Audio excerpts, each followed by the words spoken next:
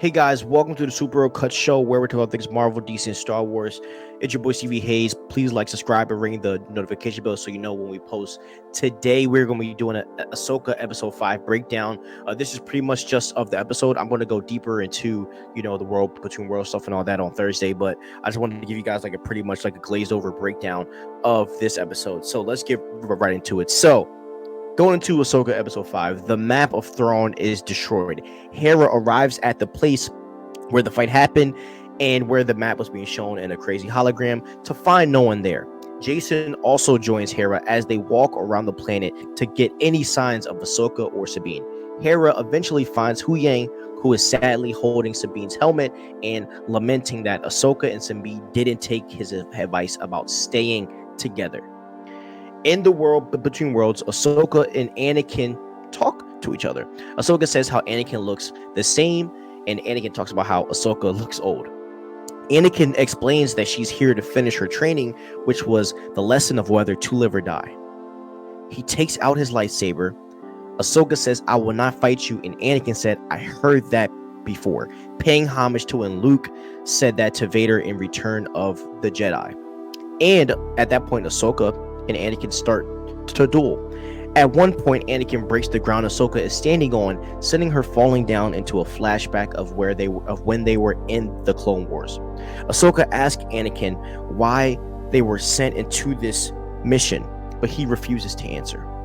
They run through the battle, and Ahsoka later sees stormtroopers, sad over how many died, and blamed herself for it. Anakin tries to turn it into a teachable moment, but Ahsoka does not listen. So Anakin and the troopers run into another battle, and Ahsoka very briefly sees a vision of Vader walking into the upcoming fight, which in my opinion was one of the greatest cinematography scenes I've ever seen. I mean, it was amazing seeing Anakin walk and get that flash of Darth Vader. That was so amazing. So in the next flashback, Ahsoka and Rex and a bunch of clones move through the siege of Mandalore. Anakin walks up to Ahsoka and says he has never been in this battle and tells Ahsoka that he is proud of her. Anakin tells Ahsoka that she is a part of a legacy, but she still believes all she brings about is death and destruction. Anakin once again gives her the choice to live or die and duels her with his red lightsaber. Anakin and Ahsoka's eyes even glow red at a point.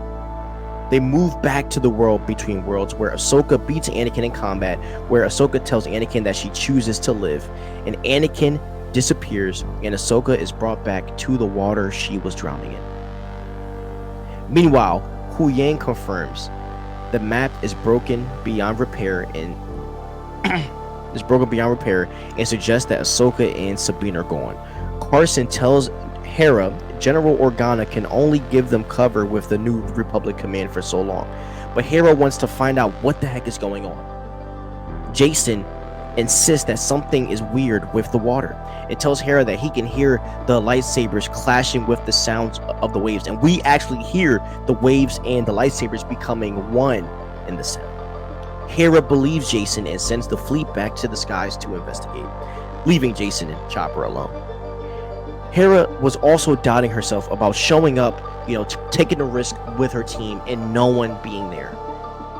But after talking to Huyang, he makes her feel better, telling her that the fact that she cares about, all of these things makes her who she is and makes her a leader that wants to be followed.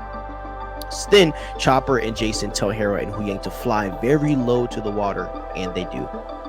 Now, after Ahsoka and Anakin's duel, Anakin vanishes and Ahsoka gets back to the water where she was drowning. And Ahsoka wakes back up saying Anakin's name just as a New Republic officer rescues her from the water as she passes back out. After that, she wakes up on the ship and Huyang explains what happened. Ahsoka hugs Jason, who tells Ahsoka he heard her fighting and asks who Ahsoka was fighting. But Hera and Huyang changed the subject.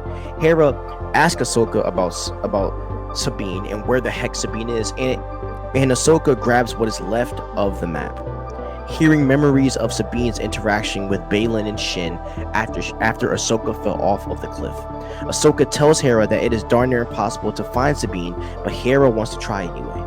Ahsoka stays outside and hears the call of the Purgle. Meanwhile, on the ship, Carson and Hera holographically meet with Mon Mothma, who orders for them to return to Coruscant, so Hera can be tried by the Senate Oversight Committee for her leadership abilities. Carson keeps the New Republic at bay, insisting that Hera is completing her mission.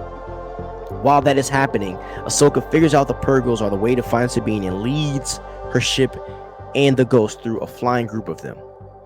Ahsoka goes outside the ship to use the Force on one. The Purgle opens his mouth and allows the ship to fly inside. Huyang asks where the Purgles are going, but Ahsoka says to trust them either way. The Purgles make the jump into the new galaxy without Jason and Hera joining Ahsoka. So this episode for me is a 10 out of 10. I think this episode was amazing. As I said, there's so much to do to talk about with the world, between world scene with Anakin, that I want to like really rewatch again, be very intentional about and break down. I think that's very precious content. I just want to tell you guys the one thing that popped up to me was when Anakin was talking to Ahsoka about the legacy talking about how, you know, she comes from the lineage of Qui-Gon and Obi-Wan and Count Dooku, and all of that knowledge is embedded into Anakin, and that knowledge is into Ahsoka. And I think this is giving kind of a deeper meaning to, you know, the roles of Qui-Gon and Anakin and all of the Jedi that came before them. This also means a lot for Anakin himself. As I said, this was not the son. I was right. This was Anakin.